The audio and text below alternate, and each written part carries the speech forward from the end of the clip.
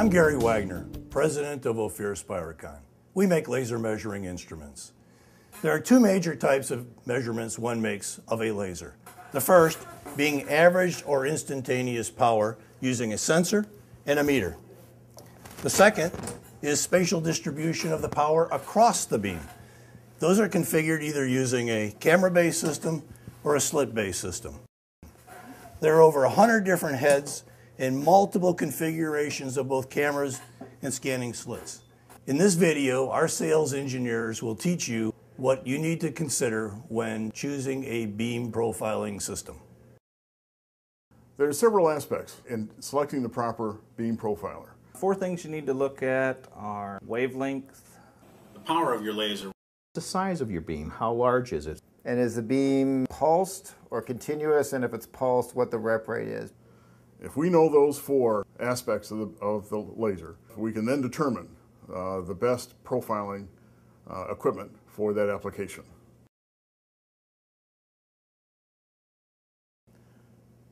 There's a variety of lasers from UV to terahertz.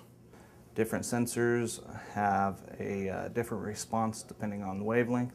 Wavelength then determines what sort of detectors we're going to use. Visible sources will require silicon, for example, where ultraviolet would require a slightly different camera.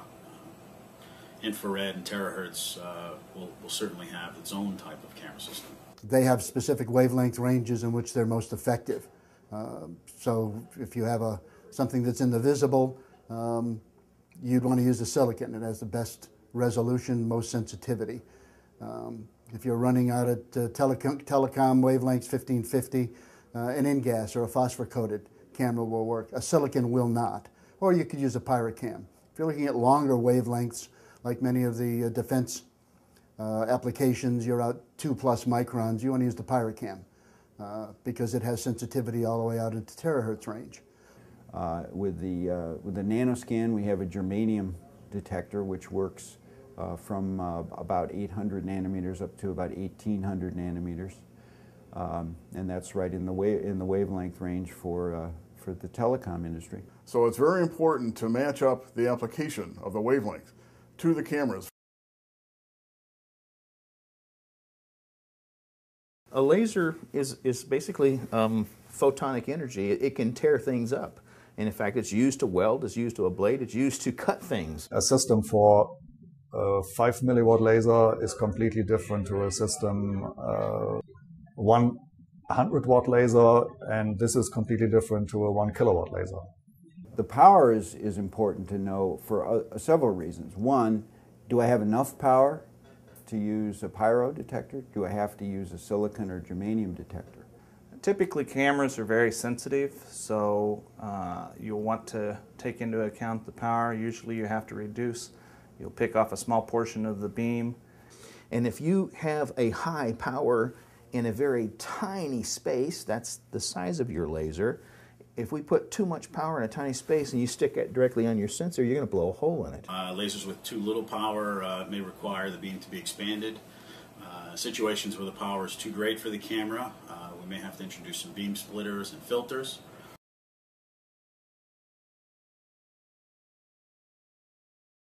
Spot size will help you determine whether you need to add any additional optics or whether you can take the beam directly onto the sensor.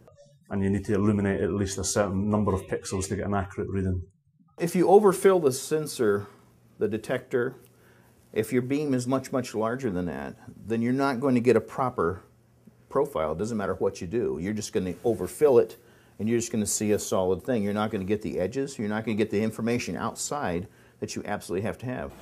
Beams that are too large to clear the aperture or fit on the array will need to be reduced. Beams that are too small may have to be expanded.